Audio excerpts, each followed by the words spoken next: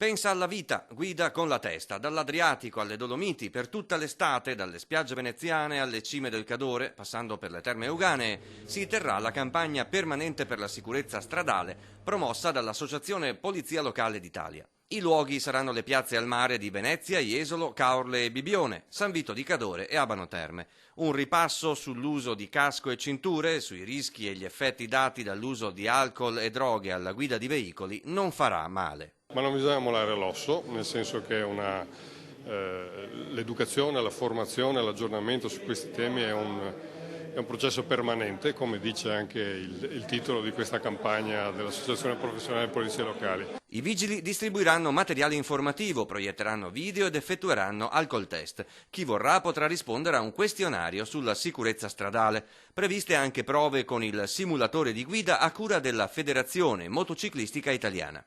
Per i più piccoli verranno allestiti percorsi di educazione stradale da fare in bicicletta. È un'esperienza a servizio della cittadinanza, a servizio dei cittadini, degli utenti della strada. Non vorrei altro che dare informazioni circa le norme del codice della strada e a contribuire all'educazione alla legalità. E non solo. Con l'occasione i nostri vigili vogliono dare anche un'immagine educativa e non solo repressiva del loro corpo di polizia.